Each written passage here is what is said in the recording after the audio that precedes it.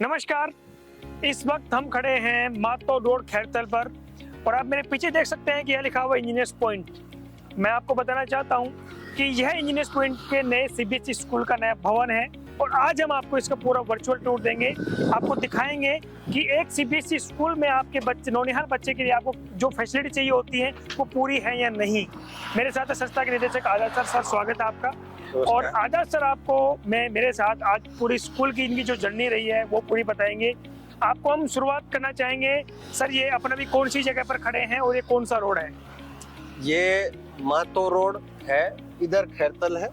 Khairthal 1.5 kilometre पड़ता है यहाँ से। और ये मातो रोड है जिसको जयपुर रोड भी बोलते हैं, ततारपुर चौराहा रोड भी बोलते हैं। और आज आपको हम इंजीनियर पॉइंट का जो नई बिल्डिंग है, सीबीएसई कैंपस है, ये दिखाते हैं। आज इसका टूर कराते हैं। और ये सामने आपको ये व्हीकल दिखाई दे रहे हैं, ये हमारा छोटा सा लश्कर है जहाँ पूरी बसें व्यवस्थित रूप से खड़ी रहती हैं और 25 से 30 किलोमीटर दूर तक गाँव से बच्चों को यहाँ पढ़ाने के लिए लाते हैं। और बहुत सारे बच्चों के एक सपने होते हैं कि हाँ, हम इंजीनियर पॉइंट में पढ़े और हम उनको आगे पढ़ाने की कोशिश करते हैं। उसके लिए साधन भी बहुत है। और ये एक प्रकृति की गोद में बनाया हुआ एक बढ़िया नए डिजाइन में स्कूल तैयार किया है, जिसकी लगभग आप ये मानते हुए चलो कि 15 साल पहले एक छोटी सी कल्पना की थी। जी सर, ऐसे और उस कल्पना में ऐसे ही आप जैसे लोगों से किसी से चर्चा हुई थी कि ऐसे हमें एक स्कूल बनाना है तो इस पहाड़ी की गोद में बनाएंगे। वो बहुत पहले की बात है। तो सिर्फ एक सपना था कि इस जगह बनाएंगे, क्योंकि मेरा गांव भी यहाँ 5 किलोमीटर आगे है, माथौर गांव।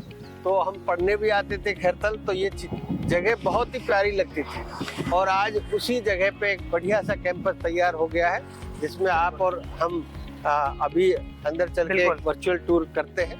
ये फ्रंट हमारा जो मेन गेट है, आप देख सकते हैं सर। जो मेन गेट पर जब सुबह की एंट्री होती है वो किस तरीके से होती है, क्या शुरुआत की जो एक्टिविटी होती है वो कैसे होती है, थोड़ा उसके बारे में आप यहाँ से हमें बताते हुए चले।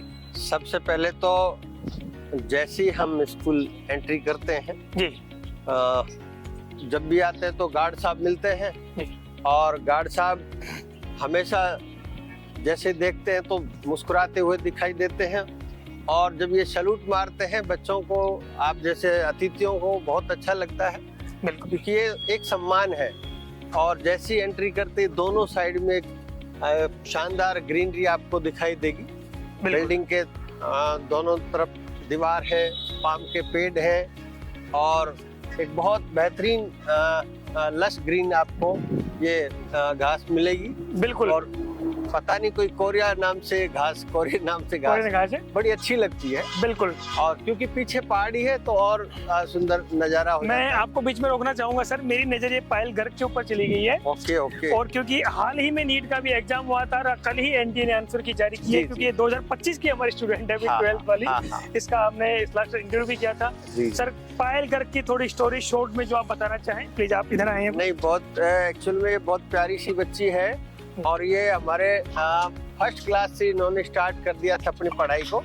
और पढ़ाई करते करते इन्होंने ये देख लो कि अखबार में पढ़ना, सुबह मॉर्निंग टाइम में अखबार में खूब पढ़ती थी ये। और सेकंड क्लास, थर्ड क्लास, फिर असेंबली में भी बोलती थी। तो बहुत अच्छा लगता था। हमें नहीं पता कि इन्होंने मन में क्या संजोए बैठी है और क्या प्लान है इसके, लेकिन धीरे धीरे पता लगा जब ये और अच्छे नंबर लेते आई तो इन्होंने फाउंडेशन ज्वाइन किया। और उसके बाद धीरे धीरे करके इन्होंने 10वीं भी अच्छी परसेंट उठाई, शायद 96-97 के आसपास है। और उसके बाद 12वीं में भी खूब बढ़िया परसेंटेज, लगभग जितनी 10वीं में थी उतनी ही 12वीं में परसेंटेज निकाली। और 12वीं के साथ साथ आज ये RNT उदयपुर नीट क्लियर करके पहुंची। बहुत ही शानदार। आप देख सकते हैं कि ये 2025 का जो लेटेस्ट पिछले साल का जो रिजल्ट आया था, उसमें ये भी RNT उदयपुर से अपनी मेडिकल की जो आगे की जो पढ़ाई है MBBS की, वो कर रही है। सर बिल्कुल, हम आगे चलते हैं, इसके साथ साथ हम बात करते हुए यहाँ पर आप देख सकते हैं कि ये जो रिजल्ट की जो श्रृंखला है, ये आप हम चलते जाएंगे, जब हमारा कैंपस टूर पूरा हो जाएगा, लेकिन ये जो रिजल्ट्स की श्रृंखला के जो होर्डिंग्स हैं ये आपको खत्म नहीं होंगे। और ये बहुत पुराने रिजल्ट्स नहीं है, ये आपको पिछले 1-2 सालों 2-3 साल के रिजल्ट्स ही मिलेंगे। आप देख सकते हैं IIT गुवाहाटी हर बच्चे की कोई न कोई स्टोरी है। हाँ। ये बच्चा हिंदी मीडियम से पढ़ के किशनगढ़ आदर्श विद्या मंदिर में पढ़ते पढ़ते किशनगढ़ में, और 11वीं में बोला सर मुझे इंग्लिश मीडियम कराना है, जी। तो 11वीं और 12वीं इंग्लिश मीडियम और 12वीं के साथ साथ IIT निकाल गया। ऐसे बच्चे बहुत ही होनहार होते हैं, और थोड़ा सा इनको हेल्प चाहिए होती है, उसके बाद ये खुद ही निकाल लेते हैं। और बच्चे की मेहनत और स्टाफ की मेहनत आज बिल्कुल। शानदार IIT गुवाहाटी बच्चा पहुंच ये आप देख सकते हैं कि एक तो ये आने का रोड है सर जी, और इसके जस्ट अपोजिट साइड में हाँ। आप देखेंगे तो वो जाने का है। जी। तो बिल्कुल वेल मेंटेन चीजें हैं, बीच में आप देख सकते हैं बिल्कुल ग्रीनरी वेल सेटल तरीके से। आप उसके बाद में आ जाएंगे, ये संध्या है ये संध्या बिटिया है, ये तिजारा के पास शाहबाद गांव है, जी। और वहां से आई है। और उसके बाद जो इन्होंने तैयारी की है वो बड़ी लाजवाब है, बिल्कुल। और बहुत ही बढ़िया 10वीं और 12वीं के साथ साथ अच्छा ये स्कोर इधर निकाला। सुषमा का भी नीट का 2025 का ही रिजल्ट है, ये लेटेस्ट रिजल्ट हम बात करेंगे हाँ, हाँ। पिछले साल का ही, क्योंकि इस बच्चे की विशेषता ये है कि ये बच्ची हमारे पास जब आई है 2 साल 3 साल इन्होंने जो भी पढ़ाई की है, उसमें इसकी एक विशेषता ये है कि बहुत एक्यूरेसी रहती थी इसके रिजल्ट में, बहुत ही एक्यूरेसी। जी जो बिल्कुल। लिख दिया सर कितने सवाल पूछते हम टीचर लोग, कितने सवाल करके आई, बोल सर इतने करे, गलत कितने, बोल सर गलत एक भी नहीं है। हाँ, ये इसकी बिल्कुल, खासियत है। और हमें ध्यान है बिल्कुल। ये आप आ जाएंगे IIT JEE के रिजल्ट्स की, अब अगर हम बात करें तो ये आप 2025 का रिजल्ट है IIT रोपड़ से, ये जो राहुल है, ये राहुल भी उसी बच्ची का संध्या का भाई है, और 12वीं के साथ साथ IIT रोपड़ पहुंच गए। मतलब बिल्कुल। एकदम गांव से निकले और आए, 2 साल पढ़ाई की और उसके बाद IIT निकाल दी। बहुत अच्छा लगता है। जो पेरेंट्स ऐसा सोचते हैं कि कोटा सीकर जयपुर बाहर जाने जैसे ही रिजल्ट्स मिलते हैं, उनके लिए जो बच्चे हैं ये काफी है, क्योंकि इन्होंने कक्षा 12वीं के साथ में आप एक चीज नोटिस करेंगे कि अधिकतम बच्चे, जैसे ये भी IIT रोपड़ गए आदित्य गोठवाल, ये भी विद 12th है, ये भी विद 12th है, और 12वीं के साथ साथ बच्चे ने बहुत ही शानदार मुंडावर क्षेत्र से बच्चे ने हासिल किया है। और हर गांव से कोई न कोई ढाणियों से बच्चा निकल के आता ही है, और बड़ा मजा आता है जब इनके रिजल्ट देखते हैं हम। बिल्कुल सर बिल्कुल। ये भी आप देख सकते हैं, ये हमारा 2024 का रिजल्ट है IIT रोपड़, हाँ। ये यश कुमार, ये भी विद 12th है। विद 12th है। यहाँ बच्चा 12वीं के साथ ही IIT और नीट निकाल देता है, ना कहीं सीकर जाने का, ना कहीं कोटा जाने का, कोई झंझट नहीं है, केवल आओ और थोड़ी सी मेहनत करके और बच्चा निकाल जाता है। बिल्कुल। और ये ऐसे भी ये देख सकते बच्चा हैं अतुल है, NIT, ये भी मुंडावर से है, और ये NIT कॉलेज 12वीं के साथ साथ ही पहुंच, बिल्कुल सर, बहुत अच्छा लगता है। बिल्कुल सर। हम बात करें IIT और नीट के रिजल्ट की, क्योंकि पिछले 3-4-5 साल से अपने IIT नीट शुरू किया है, उससे बाद में अभी तक आपके यहाँ की जो सिलेक्शन रेशियो होता है, क्योंकि आप भीड़ में जब जो लोग जाते हैं तो वहाँ पर हजारों की संख्या में स्टूडेंट्स होते हैं, उनका सिलेक्शन रेशियो भी नहीं पता होता। अपने यहाँ का सिलेक्शन दर क्या है?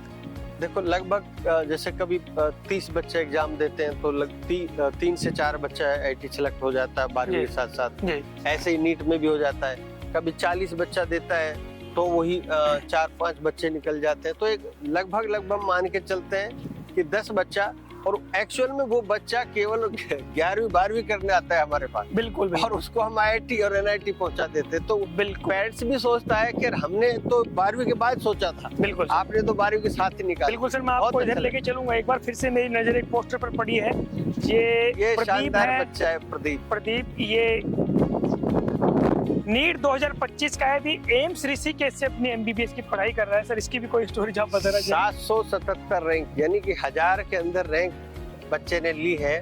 बिल्कुल। बहुत अच्छा लगता है।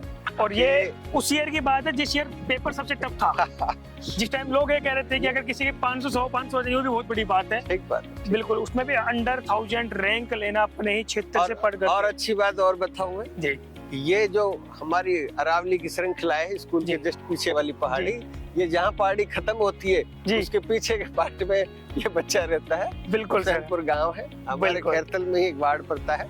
जी सर। और बहुत ही अच्छा बच्चा, बहुत ही मेहनती, बड़ा बिल्कुल। मजा आता है। गाजर खुदाई करके, कभी दूध निकाल के, इनकी एक छोटी सी दुकान है, दूध जी। बेचते हैं, वहाँ बेचना, ये सारे काम घर पे रहते हुए किए। बिल्कुल, कोई बिल्कुल। सोच ही नहीं सकता इतना बड़ा एग्जाम क्योंकि बच्चा। बिल्कुल पेरेंट्स भी ये कह रहे थे कि सर घर के कामों में पूरा सहयोग करता है। जब हमने लास्ट ईयर इसका इंटरव्यू किया था जैसे सर मैं बात करूँ आपसे कि अभी जो पेरेंट्स के साथ में आपकी जो कई सालों से एक समस्या रही है, फिर समस्या कहेंगे, फिर रिक्वायरमेंट भी रही है कि सर कैंपस बनाओ सर, वहाँ पुराना कैंपस है, इतने बच्चे नहीं आ पाते सर, सीबीएसई कल्चर लेके आओ, बच्चों को थोड़ी दिक्कत होती समस्या। अब आपने वो सोल्यूशन सभी पेरेंट्स को दे दिया है, तो अभी अपने यहाँ कौन कौन सी स्ट्रीम, कौन कौन सी क्लासेज के लिए सीबीएसई में एडमिशन चालू है? देखो अभी सभी क्लासों में सीबीएसई में अभी एडमिशन चालू है जी, और इस बार थोड़ा पहले हो गया स्टार्ट, जी, तो और बढ़िया हो गया ये। बिल्कुल। हम तो गवर्नमेंट को इसके लिए बहुत बहुत बधाई देते हैं जी, क्योंकि जितना जल्दी एजुकेशन सिस्टम स्टार्ट हो जाता है ना उतना बढ़िया है। बच्चों का पहले गर्मियों में 2-3 महीने का टाइम वेस्ट होता था, अब वो नहीं होगा। और ये हमारी डिमांड कई सालों से रही है, काफी मंत्रियों के पास बिल्कुल जाते थे, उनको सजेशन कर देते थे, बताते थे, बिल्कुल। अब उन्होंने ऐसा कर दिया, बहुत ही बढ़िया। और अभी हम जो एंट्री कर रहे हैं अभी मेन रिसेप्शन एरिया में, जहाँ से हम बच्चा या सुबह गए जो पेरेंट्स होता है उनका भी आगमन होता है, कि मेन रिसेप्शन एरिया में हम आ गए हैं। मैं हमारे कैमरामैन साथी से कहूँगा कि आप थोड़ा इधर आ जाएं, हम ऐसे घूम कर नीचे चलते हैं। आइए सर। तो वो उधर जो एरिया है ये पेरेंट्स जैसे भी आते हैं, बिल्कुल तो आने के बाद थोड़ा सा टहल लेते हैं, तो उधर ये बिल्कुल कैंपस के बीच में आप दोनों साइड देखेंगे तो ग्रीनरी है, घास है, उधर भी थोड़ा सा लॉन है, उधर भी थोड़ा लॉन है। और एक बार आप देखेंगे कि ये जो पूरा आप पीछे बैकग्राउंड में देखेंगे तो इतना बड़ा खुला एरिया जो पेरेंट्स को मिलता है घूमने के लिए या फिर कहीं देखने के लिए, तो ऐसा नहीं है। क्योंकि आप किसी भी जगह जाएंगे तो आपको कैंपस में शॉर्टेज मिलेगी, वहाँ सफोकेशन सा फील होगा। आपको यहाँ मेन एंट्री के लिए एक गेट ये है, एक गेट उस सेक्शन में है, एक गेट उस सेक्शन में है, तो 3 साइडेड इसमें एंट्री है ओपन। 3 साइडेड फ्रंट से है, 2 साइडेड बगल से है, 3 पीछे। हाँ। तो आप देखेंगे तो 3 और 3 6, मतलब एक स्कूल में 6 एंट्री और एग्जिट के गेट है। तो बिल्कुल भी बच्चों को एक साथ निकलने में या फिर आने जाने में कोई दिक्कत समस्या नहीं होती। अब मैं सर को रिक्वेस्ट करूंगा कि अब हम चलते हैं आगे और देखते हैं कि सबसे पहले जब भी कोई पेरेंट्स स्कूल में आता है तो उसके बाद में उनके लिए ये रिसेप्शन एरिया है हमारा। इस रिसेप्शन एरिया में वो वेट करता है। जैसे अभी आप देख सकते हैं कि पेरेंट्स, अभी एडिशन सीजन चल रहा है और अभी पेरेंट्स बैठे हुए हैं काफ़ी, और ये हमारा मेन रिसेप्शन में है। यहाँ पर आने के बाद पेरेंट्स अपना एंट्री करता है, उसके बाद में जो भी कंसर्न होते हैं सर उसके बारे में थोड़ा आपको विस्तार से बताएंगे। हाँ, ये काफी खुली जगह है और टेम्परेचर को बहुत कंट्रोल करता है क्योंकि हाइट बिल्डिंग में बहुत अच्छी दे रखी है हर रूम में। और ये रिसेप्शन एरिया, वेटिंग एरिया है, उधर भी वेटिंग एरिया, इधर भी वेटिंग एरिया है। और रिसेप्शन पे जैसे एंट्री करते हैं तो मैम बताते हैं कि कोई भी गार्जियन आते हैं तो किन से मिलना है, बिल्कुल सारी एंट्रियां इनके पास होती है। तो मैम बच्चे से मिलना है तो बच्चे से मिला देते हैं। आपके पास जब पेरेंट्स आते हैं तो उनकी किस तरीके की रिक्वायरमेंट्स होती हैं? सबसे मिलने का जो आपके पास आता है सबसे पहले शेड्यूल आप चेक करते हैं यहाँ पर?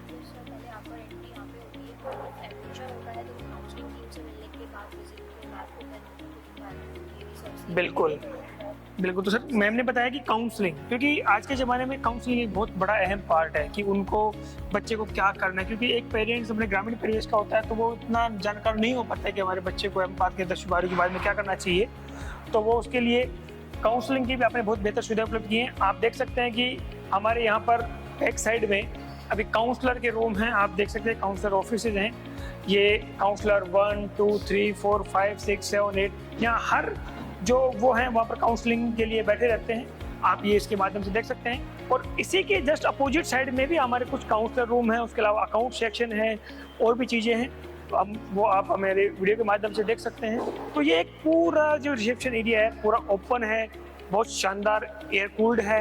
यहाँ पेरेंट्स के आने के बाद उनकी पूरी बात सुनी जाती है। मैं सर से कहूँगा कि सर जो यहाँ पर पेरेंट्स आता है काउंसलिंग के लिए तो किस किस तरीके के उनके मन में चीज़ें होती हैं, फिर वो पहले आकर के क्या प्रोसेस होता है उसके बारे में थोड़ा बताएं। पहले काउंसलिंग टीम से मिल लेते हैं। बिल्कुल सर, आइए कि ये लोग किस किस तरीके से समझाते हैं। बिल्कुल, हम आए इधर, ये जो हमारा काउंसलर रूम है हम इनसे मिल लेते हैं या फिर मैम से मिल लेते हैं। किसे हो इधर? आकांक्षा मैम के पास ही। Hello ma'am.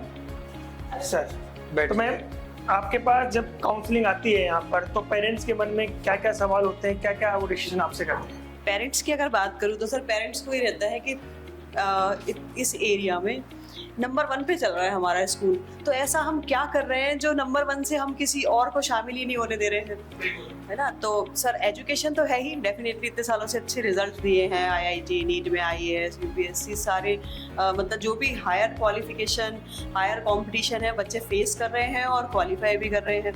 लेकिन हम जो एक्स्ट्रा कर रहे हैं ना, वो कर रहे हैं बच्चे की पर्सनल केयर। हाँ, स्टडी सभी कराते हैं, एजुकेशन सभी, हर देखा जाए तो हर डिपार्टमेंट, हर गली, हर जगह एजुकेशन खुला हुआ है। लेकिन पर्सनल केयर, बच्चा टीचर से बॉन्ड बनाता है, टीचर से इमोशनली पर्सनली जुड़ जाता है।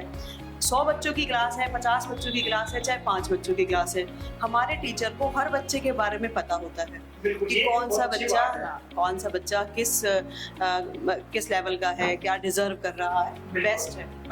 Thank you ma'am. Ma'am counselling बहुत अच्छे से करते हैं, क्योंकि जैसे पेरेंट्स की एक क्वेरी होती है हमेशा जी कि मुझे एडमिशन आपके यहाँ कराना है और मेरे बच्चे का ग्रोथ होना चाहिए। जी, पहला काम यही होता है स्टार्टिंग यहीं से, बिल्कुल।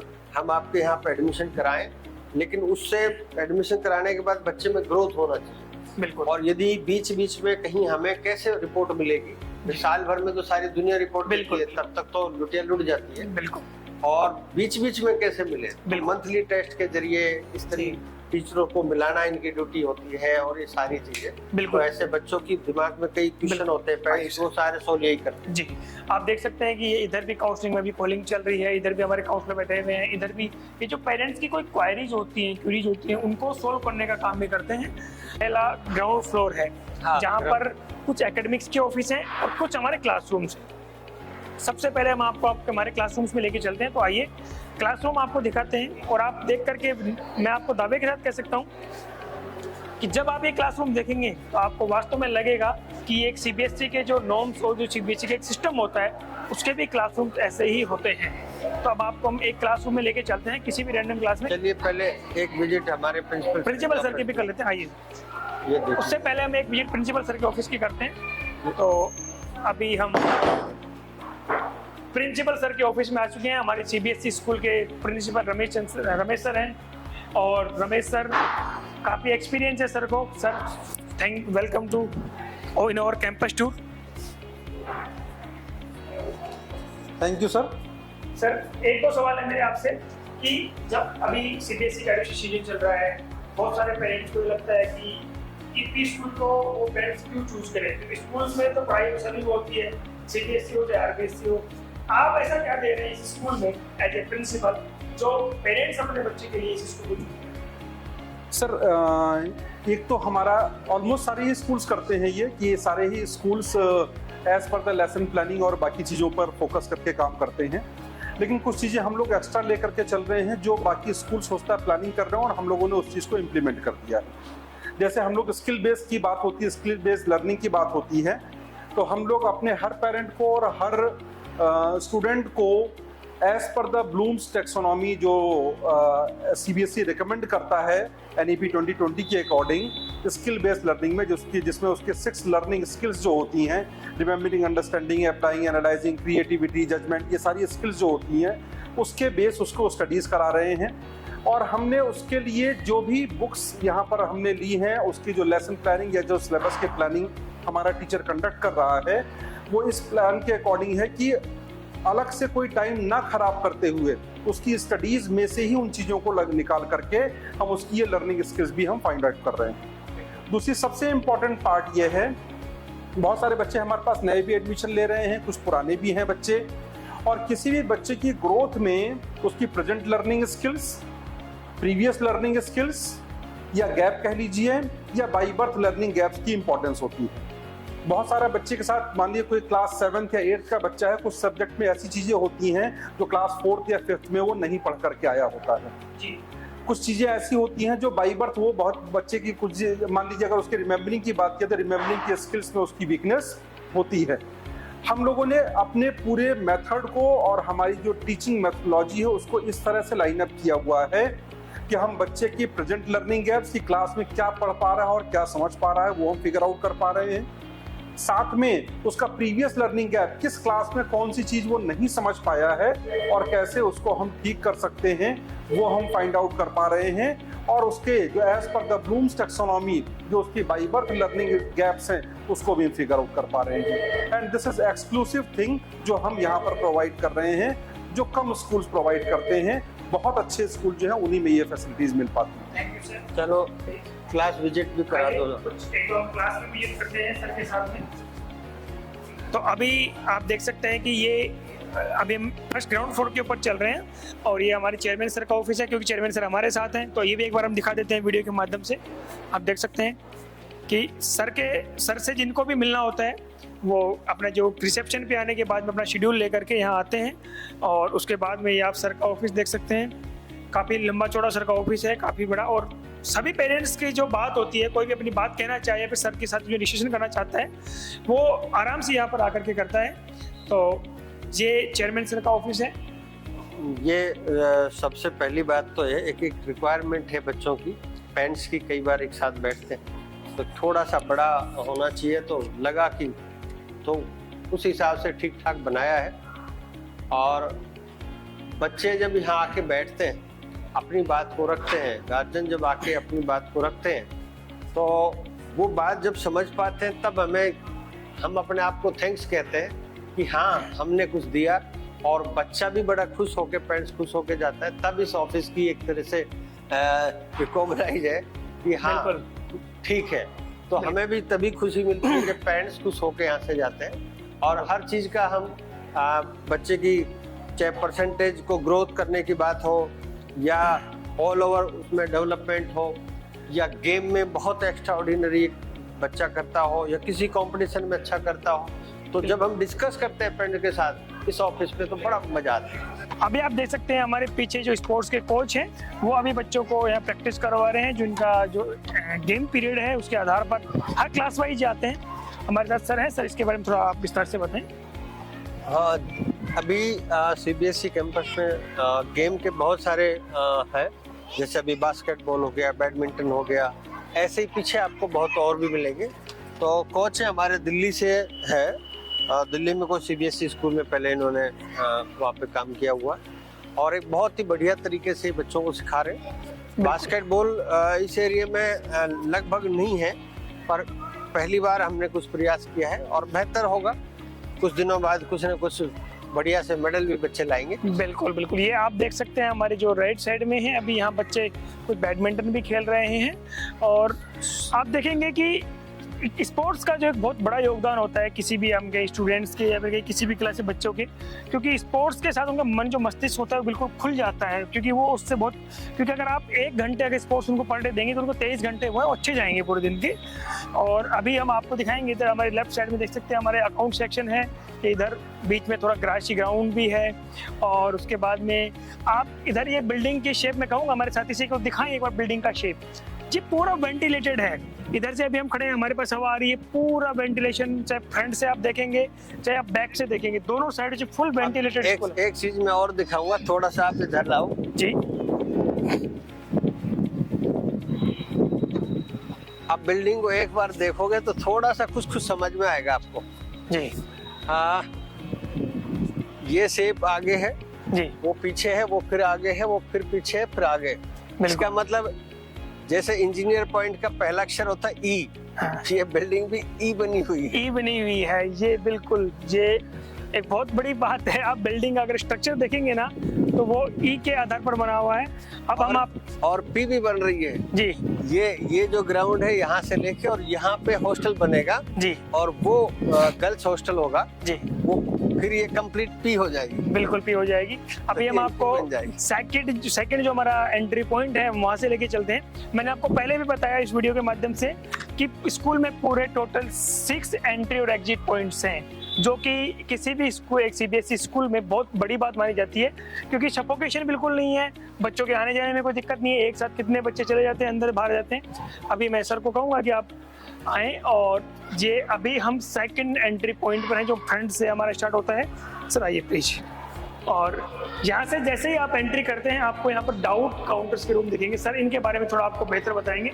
सर ये डाउट काउंटर्स, ये ईपी की पहचान है और लगा के 6 और क्लास से 12 तक के हर बच्चे के लिए, चाहे वो 6 क्लास का ही क्यों बच्चा नहीं हो, वो टीचर मिलेंगे और हर क्वेश्चन का जवाब टीचर देते हैं।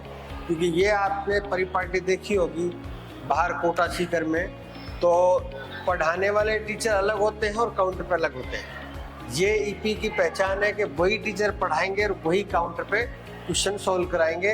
इससे बच्चे को जल्दी तो सवाल समझ में आ जाता है और टीचर को भी समझ में आता है कि बच्चे का क्वेश्चन है जो किस लेवल का है। बिल्कुल। इसलिए बहुत अच्छे रिजल्ट आते हैं। ये काउंटर की देन है। बिल्कुल सर। अभी हम जो आपको फर्स्ट में लेके चलेंगे वो किड्स सेक्शन में लेके चलेंगे, क्योंकि जब पहली बार जो कोई बच्चा स्कूल आता है तो उसके बहुत सारे सवाल पेरेंट्स के मन में होते हैं कि हमारे बच्चे का रूटीन क्या होता है पूरे दिन का, कैसे वो पढ़ाई करता है, कैसे वो वहाँ रहता है। बहुत सारी चीज़ें आपको अभी हम LKG हमारे क्लासरूम है, हम उसमें आपको लेकर के चलते हैं। और आप आइए अभी LKG क्लासरूम में। तो आप ये देख सकते हैं, ये एक क्लासरूम है। मैम यहाँ क्लास ले रही हैं और ये बिल्कुल नन्हे मुन्ने बच्चों का नन्हा फर्नीचर भी आप देखेंगे तो ये थोड़ा एक अलग टाइप का फर्नीचर है। सर बाकी आपको इसके बारे में विस्तार से बताएंगे। ये जो आपने छोटे छोटे बच्चों का किड्स रूम देख रहे हो, ये एक्टिविटी बच्चों की होती है और बच्चों से ही बनवाया जाता है बहुत सारी चीज़ें। और अभी इन्होंने 3 इयर्स क्रॉस ही किया है। ये सारे बच्चे नन्हे मुन्ने वो बच्चे हैं जिनका 3 साल अभी जस्ट पूरा हुआ है और इन्होंने एडमिशन लिया है। और ये भविष्य है, ये इस एरिया का भी भविष्य, पूरे देश का भविष्य है। और इनको नन्हे मुन्ने बच्चों को हम और बेहतर हर साल और बेहतर कैसे कर सकते हैं, हम सारी रिक्वायरमेंट पूरी कर रहे हैं। और हर बच्चे के लिए अलग अलग कैबिन बने हुए हैं जिसमें उनका बैग होगा, पानी की बोतल होगी और बुक्स होगी, खिलौने होंगे, तो सारा बेहतर तरीके से किया है। तो ये भी एक बहुत बड़ी बात होती है, क्योंकि किड्स सेक्शन में आप देखेंगे तो ये बच्चे के लिए सबसे उनके पेरेंट्स के मन में होता है कि उसने पानी पिया होगा या नहीं होगा, उसने खाना खाया होगा या नहीं खाया होगा।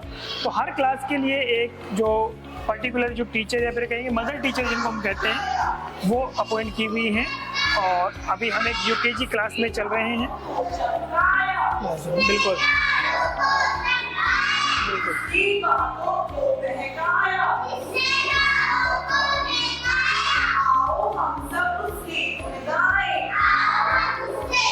तो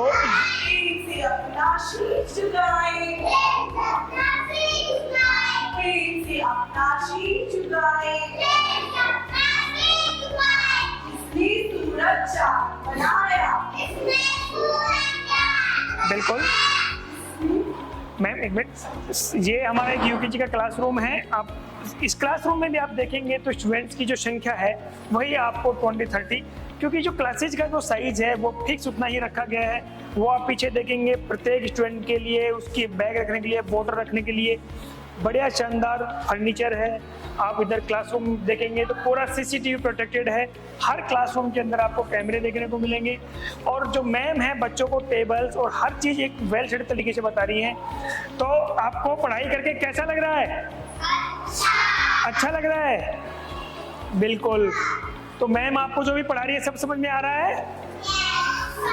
बहुत अच्छी बात है। आप सर को जानते हो?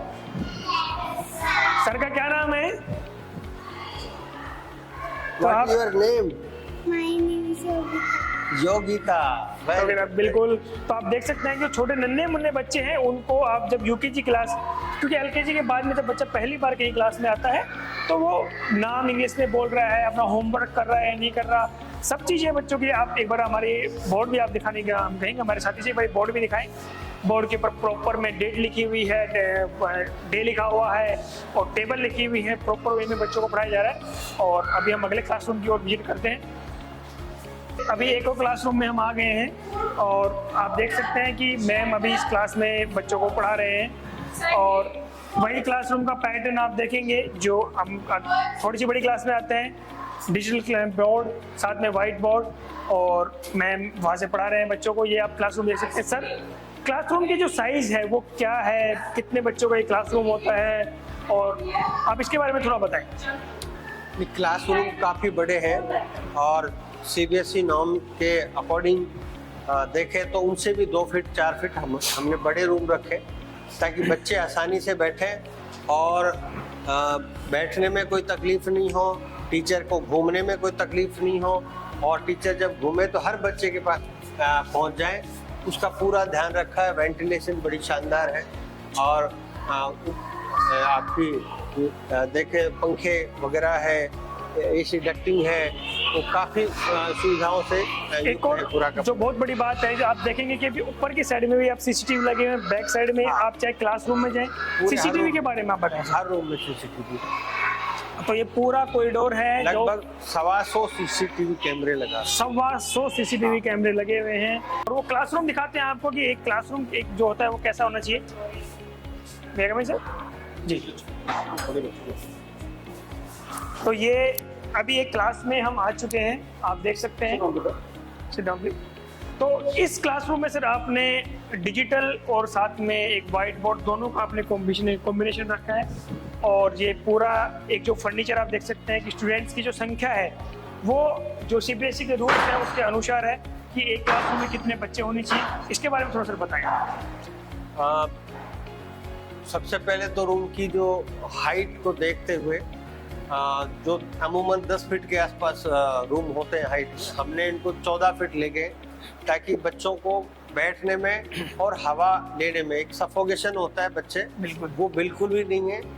बहुत ही अच्छे रूमों की साइज है। सीबीएसई के नॉर्म्स से भी 2-2 फीट बड़े किए हैं हमने रूम्स भी, ताकि आराम से बच्चा बैठे। आप एक चीज और नोटिस करेंगे इनमें कि सर बड़े विंडोज हैं इनमें, हाँ। और पीछे प्रकृति की गोद में है, तो जो हवा का जो वेंटिलेशन जो होता है वो आप देख सकते हैं कि प्रॉपर वे में विद्यार्थियों को मिलता है, जो एक नेचुरल हवा होती है। हालांकि ये एयर कंडीशन भी है, आप बैक साइड में देखेंगे तो मतलब एयर कंडीशन भी है, लेकिन नेचुरल हवा दोनों विद्यार्थियों को मिलती है यहाँ पर। और अभी हम आप देख सकते हैं कि ये डिजिटल बोर्ड भी लगा हुआ है, उसके ऊपर भी सर पढ़ा रहे हैं, और ये इधर व्हाइट बोर्ड भी है जिसके ऊपर भी सर पढ़ा रहे हैं। तो बड़ी फैसिलिटीज हैं।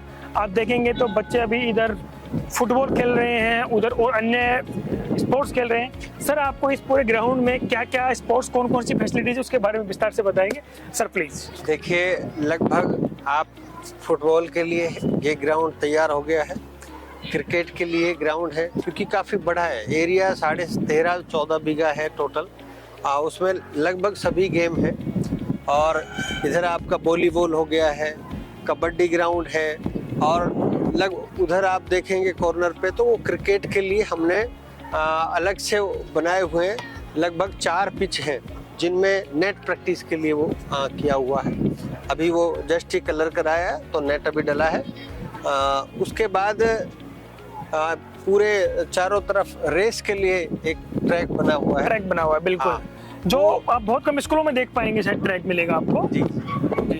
तो सर यहाँ पर आपने बताया कि बच्चों के लिए, चाहे वो स्कूल वाले बच्चे हों, उनकी क्लासेस लगती हैं, हॉस्टल में जो आपके पास रहते हैं उनके लिए भी शाम को यहाँ खेलने की व्यवस्था है। स्पोर्ट्स का आप कितना बड़ा योगदान मानते हैं एक बच्चे के एजुकेशन? जिसको बोलते हैं हम हिंदी में सर्वांगीण विकास जी, वो रियल में ही तभी हो पाता है जब उसके साथ स्पोर्ट जुड़ता है। बिल्कुल। और ये जिस जगह अभी हम चल रहे हैं, हम हमारे साथी से कहेंगे थोड़ा जल्दी जल्दी चलें, कैंपस जो बहुत बड़ा हो जाएगा, कि ये भी आप पीछे देखेंगे तो ये हमें एक सीमेंटेड ट्रैक पर चल रहे हैं। शाम को यहाँ पर बसें, जब छुट्टी का टाइम होता है तो यहाँ ट्रांसपोर्ट हमारा आकर के खड़ा होता है, और उसके बाद में यहाँ से बैठ करके जाते हैं। ये बसें जब लाइन से लगती है तो हर बच्चा अपनी व्यवस्थित जो बस है वहाँ सीधा जाता है, बस में बैठता है। बिल्कुल। और विद इन 5 मिनट टोटल बस सारी रवाना एक साथ हो जाती है। बिल्कुल। तो ये बहुत बड़ा ग्राउंड, क्योंकि हम चलते चलते आपको दिखाएंगे, आप पीछे देख सकते हैं कितना बड़ा ये ट्रैक है, ये फिर ग्राउंड कितना बड़ा है। इधर भी आप देखेंगे तो बच्चों के लिए अलग से खेलने की व्यवस्था है।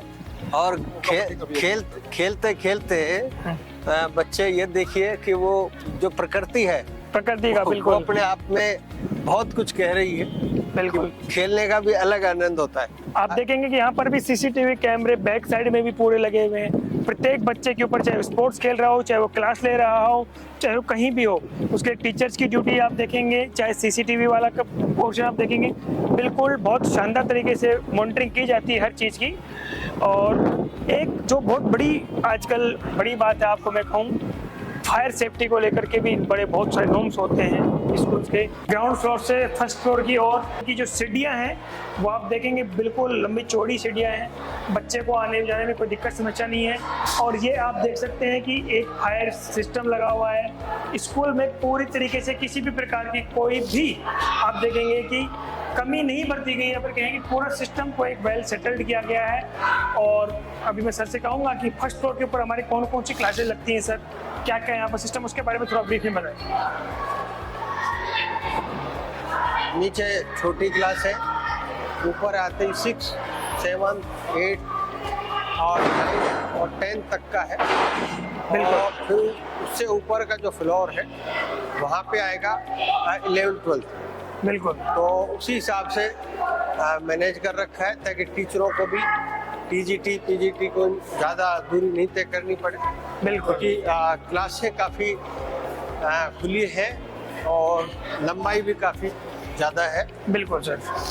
अभी जो हम आपको क्लासरूम की बात कर रहे थे, तो फर्स्ट फ्लोर के भी कुछ क्लासरूम विजिट करवाते हैं। तो अभी हम ये कोई क्लासरूम है इसमें विजिट करते हैं। 8th क्लास 8th क्लास है ये, आप आइए।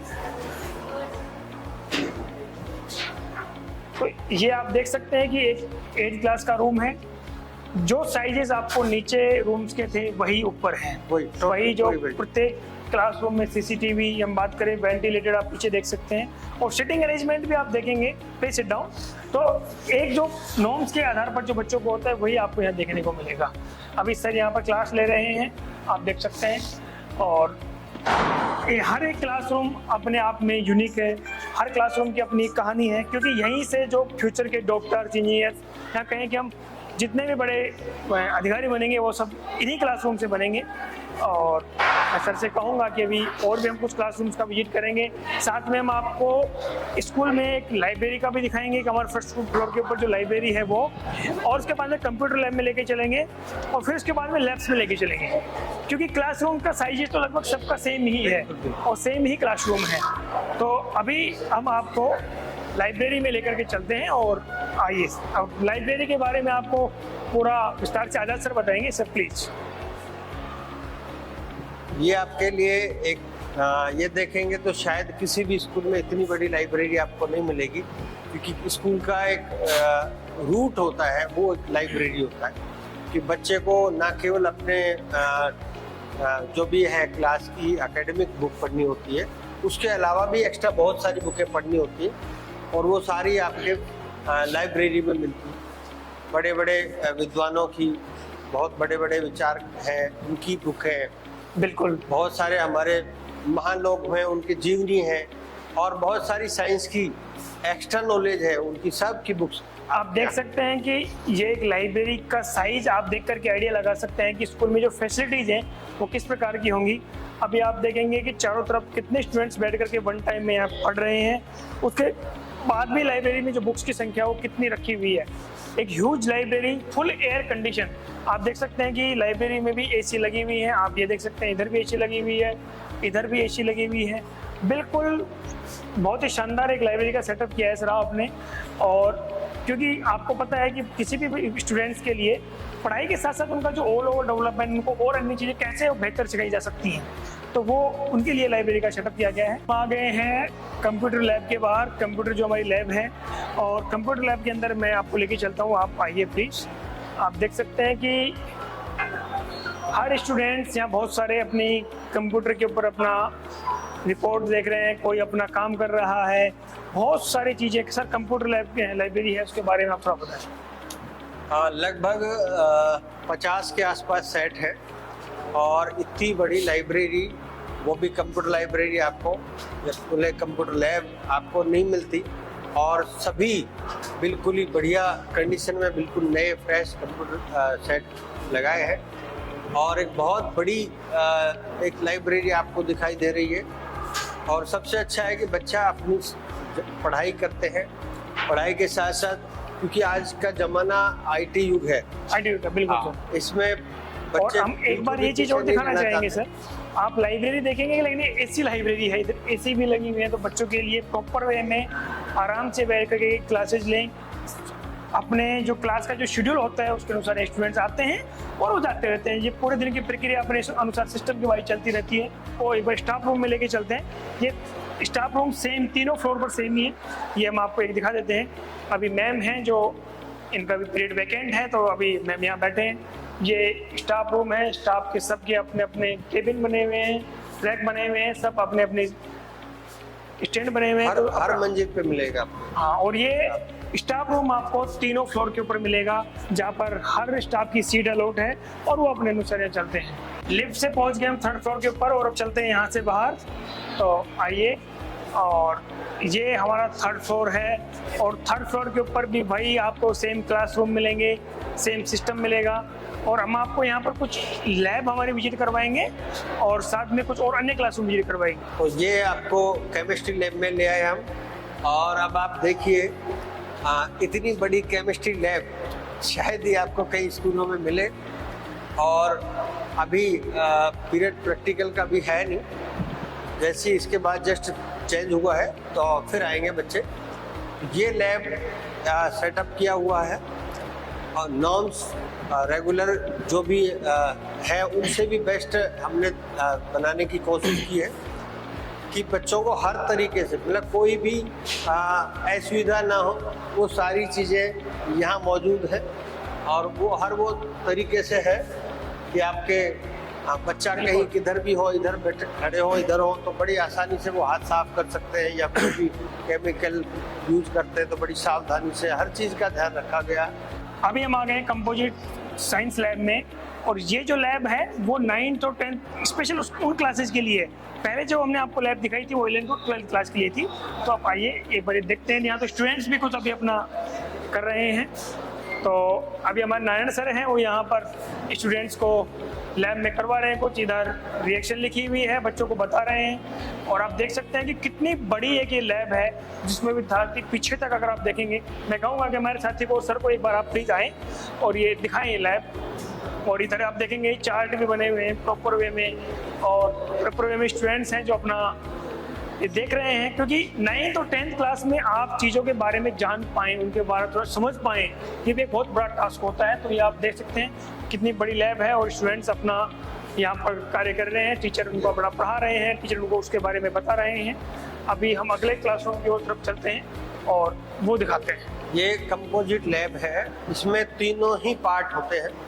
जैसे अभी बायो के बारे में बता रहे हैं सर, उधर फिजिक्स के बारे में बता रहे हैं सर, और यहाँ केमिस्ट्री के बारे में बता रहे हैं। तो ये तीनों ही पार्ट एक साथ होते हैं, वो 9th और 10th में होते हैं। और ज़्यादा बेहतर ये चीज़ है कि लैब जितनी नॉर्म्स में है उससे भी बड़ी साइज में है, और ज़्यादा से ज़्यादा मटेरियल हमने ला के रखा है ताकि बच्चों को और बेहतर तरीके से इनको सिखाया जाए। और अभी एक और होने वाली है तैयार, वो बच्चों के उनकी डिमांड है कि उनको खुद सीखने के लिए टेक्नो लैब और तैयार कर रहे हैं, वो भी हो रही है। और ये है हमारी फिजिक्स लैब। फिजिक्स लैब में भी आप देख सकते हैं कि जो स्टूडेंट्स हैं वो प्रॉपर वे में अपना काम कर रहे हैं। हमारे सर हैं जो फिजिक्स के बारे में इनको थोड़ा बता रहे हैं। और आप देखेंगे कि बता नहीं रहे, सामने बोर्ड के ऊपर भी प्रैक्टिकल चीज़ें समझा करके उसके बाद प्रैक्टिकल उनके साथ हो रहा है। तो ये भी आप देख सकते हैं कि फिजिक्स की बहुत ही शानदार लैब है। और प्रॉपर लैब होना किसी भी संस्थान के लिए एक बहुत बड़ी बात मानी जाती है, क्योंकि आप देखेंगे कि जो ग्रामीण परिवेश है, जो छोटे कस्बे होते हैं, उनमें स्कूलों में लैब के नाम पर मात्र एक फॉर्मेलिटीज होती है, जहाँ पूरे नॉर्म्स को ध्यान में रखते हुए पूरे सिस्टम के साथ में चीज़ें मैनेज की गई हैं। तो अभी जब हम 3rd फ्लोर के ऊपर आए तो हमने देखा एक कॉन्फ्रेंस रूम। तो मैं सर को ले आया कि सर ये इतना बड़ा जो आपने बनाया है, इतना बड़ा कॉन्फ्रेंस रूम, ये किस काम के लिए आता है, तो इसके बारे में थोड़ा बताएं। आप देखेंगे कितना बड़ा है, यहाँ पर शायद 600-800 स्टूडेंट्स मेरे हिसाब से एक साथ बैठ करके यहाँ ज्वाइन कर सकते हैं। विद चेयर्स लगभग 300 के आसपास टीचर्स और स्टूडेंट्स बैठ सकते हैं। हाँ। और ये किस पर्पज के लिए उपयोग किया जाता है सर? इसका पर्पस ये है कि सर सीबीएसई इस पर एम्फेसाइज करता है कि टीचर्स की ट्रेनिंग प्रॉपर होनी चाहिए, और बच्चों के भी बहुत सारे वर्कशॉप्स हम लोग प्लान करते हैं, उनकी बहुत सारी एक्टिविटीज़ प्लान करते हैं। बाहर से बहुत सारे हम लोग ओरेटर्स बुलाते हैं, बहुत सारे साइंटिस्ट या ऐसे हैं जो बच्चों को एंगेज करते हैं, उनके बारे में इंफॉर्मेशन शेयर करते हैं। उसके लिए हमने कॉन्फ्रेंस रूम बनाया, प्लस टीचर्स ट्रेनिंग के लिए स्पेशली इसको डिज़ाइन किया गया था कि हमारे टीचर्स को time to time training proper मिलती रहे। तो अभी हम आ गए हैं आर्ट एंड क्राफ्ट रूम में। आप देख सकते हैं कि जो पीछे स्टूडेंट्स हैं वो अपनी क्रिएटिविटी कर रहे हैं। और आर्ट एंड क्राफ्ट का मतलब आप समझते होंगे कि जहाँ क्रिएटिविटी की बात होती है वहाँ पर आर्ट एंड क्राफ्ट की। सर थोड़ा सा आपको इसके बारे में बताएंगे। ये आप देखिए स्टूडेंट्स हैं जो अपनी, ये हमें बताने की जरूरत नहीं है, ये देखते ही आप लोग समझ गए होंगे कि आर्ट एंड क्राफ्ट बच्चे कितनी मेहनत करते हैं और उनकी एक्टिविटी ये बता रही है। ये देखिए, थोड़ा सा ही एक बार कैमरा आप लेके आएंगे तो आपको भी समझ में आएगा।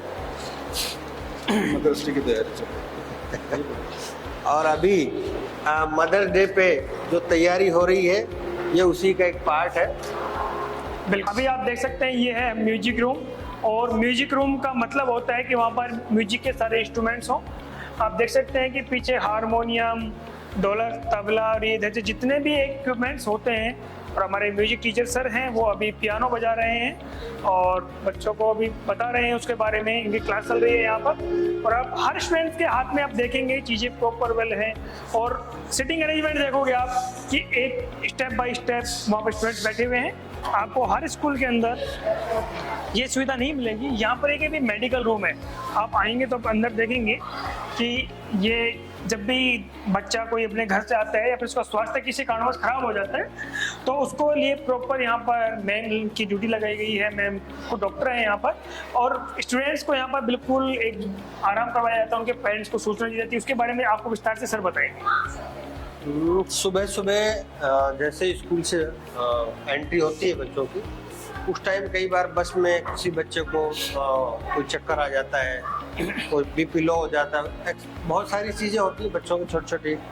वो आते हैं सुबह सुबह, किसी को थोड़ा बहुत होता है हल्का फुल्का तो रेस्ट कराया और भेज देते हैं। किसी को ऐसा लगता है कोई बुखार हो गया या कुछ और होता है तो पूरा पेरेंट्स को पहले फ़ोन करते हैं। ये पूरा का पूरा रजिस्टर डायरिया सारी इसीलिए है, हर बच्चे की एंट्री होती है, किसको क्या दिक्कत है वो मेंटेन होता है। फिर पेरेंट्स को कॉल करते हैं कि बच्चे की फ़िलहाल पोजीशन ये है और अभी हम डॉक्टर कंसल्ट करके और ये दवा मैम दे देते हैं। बिल्कुल, तो ये मेडिकल सुविधा बहुत ही अच्छे से है। और ये मेडिकल जो सुविधा है आपको बहुत कम जगह देखने को मिलेगी। जब भी बात सिक्योरिटी एंड सेफ्टी की आती है तो इतने बड़े कैंपस में विजुअली तरीके से जाना है, देखवाना संभव नहीं हो पाता। उसके लिए टेक्नोलॉजी के नाम पर हम सीसीटीवी कैमरे लगाते हैं, और इस स्कूल में कितने सीसीटीवी कैमरे हैं और उनकी मॉनिटरिंग कैसे होती है वो आपको सर बताएंगे, क्योंकि अभी ये सर्वर रूम में हम आ रहे हैं। तो आप आइए और अभी ये स्क्रीन देखिए। बस लगभग 125 से ज़्यादा ही आपको कैमरे पूरी बिल्डिंग में मिलेंगे। और ये तो ऊपर तो है सारे के सारे क्लासरूम, और नीचे बाहर के आउटर साइड के हैं जिसमें बस एंट्री हो रही है, बस आ रही है, कॉरिडोर में बच्चे कहाँ घूम रहे हैं सब इसी में, ऑफिस एरिया में सारा का सारा इसका अलग है। तो आउटर और इनर दोनों साइड में अलग अलग इन्होंने बना रखे हैं, और सारी चीज़ें कब क्या हर एक्टिविटी पर ध्यान रखा जाता है। बिल्कुल, और सिक्योरिटी तो बेहद ज़रूरी होती है, क्योंकि आज के ज़माने में आप देखेंगे तो सेफ्टी एंड सिक्योरिटी ये दो बहुत बड़े कंसर्न होते हैं किसी भी पेरेंट्स के। तो ये हमने आपको भी दिखाया हमारा सर्वर रूम। इस स्कूल में आप देखेंगे तो दोनों साइड में गर्ल्स और बॉयज़ के लिए अलग अलग सेपरेट वॉशरूम्स हैं, जो कि हम आपको भी क्लिप्स के माध्यम से दिखा देंगे। नई बिल्कुल नीट एंड हाइजेनिक, बिल्कुल क्लीन आपको वॉशरूम्स मिलेंगे, चाहे वो गर्ल्स के लिए हो चाहे बॉयज़ के लिए, और वो हर फ्लोर के ऊपर ऐसे सिर्फ एक दोनों से गर्ल्स एंड बॉयज़ के लिए अलग अलग विंग में बने हुए हैं। तो अभी हमने आपको पूरा वर्चुअल टूर दिखाया अंदर से कैंपस का। पहले हमने आपको फ्रंट से दिखाया, उसके बाद हम अंदर गए, और अब हम आ गए हैं प्रकृति की गोद में। अब ये पीछे देख सकते हैं कि जो स्कूल का पूरा फाउंडेशन है वो पूरा इस पहाड़ को देख के बनाया गया है। मैं पहाड़ बार बार इसलिए कह रहा हूँ क्योंकि आप पीछे देखेंगे तो प्रकृति की गोद में पूरा कैंपस आप ड्रोन के व्यू के माध्यम से आप देख रहे हैं। ये पीछे हमारी पूरी ट्रांसपोर्टेशन की जो बसें हैं वो हैं। अब मैं सर आपसे जानना चाहूँगा कि आपने ये डिसीजन क्यों लिया कि ये स्कूल में प्रकृति की गोद में खोल? नहीं, ये तो मैंने अभी आपको सुबह बताया था जी। एक्चुअल में यहाँ से जब गाँव से जब जाते थे खैरतल पढ़ने जी, तो रोज पहाड़ी की तरफ ही नजर जाती थी, तो एक व्यू हमेशा सर्दी बारिश सब में ये दिखता था, अच्छा लगता था। और उसके बाद एक कल्पना तो बचपन में बच्चा कर ही लेता है। बिल्कुल, हमने भी वो कल्पना की कि स्कूल यदि कुछ खुले तो यहाँ अच्छी लगेगी।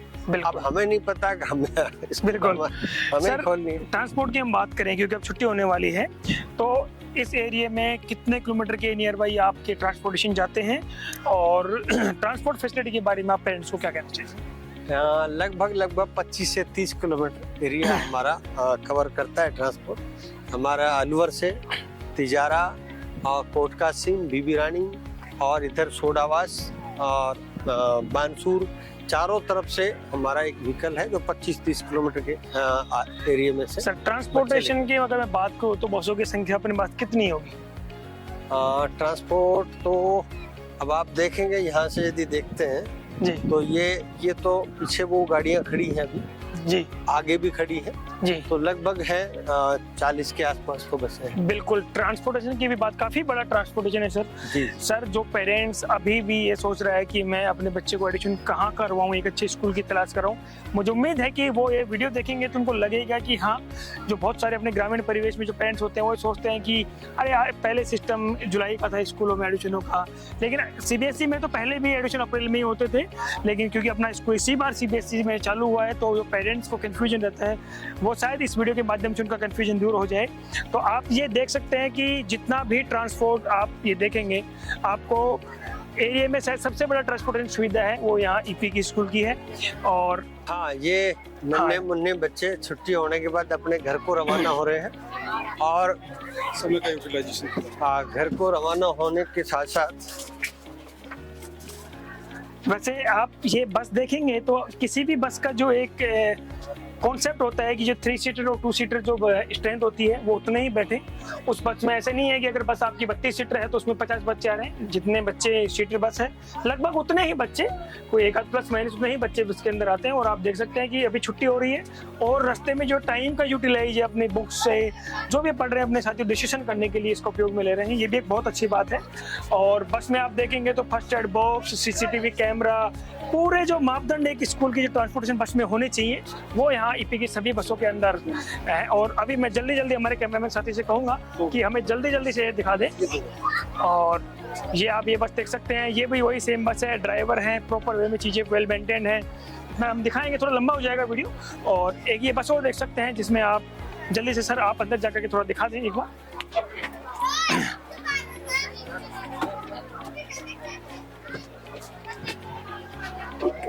सर मैंने आपसे बात की कि किसी भी संस्था की जो सबसे मजबूत कड़ी होती है उसका रिजल्ट या फिर उसकी टीम होती है, तो आप रिजल्ट के बारे में क्या कहना चाहेंगे? इसी सत्र की हम बात करें तो बोर्ड रिजल्ट हमारे कैसे रहे हैं और अपनी जो टीम है यहाँ की जो फैकल्टी टीम उसके बारे में थोड़ा बताएं। रिजल्ट्स तो बनते हैं, एक बेहतर टीम यदि आपके साथ है तो रिजल्ट जो पहले थे उससे भी बेहतर बन जाते हैं।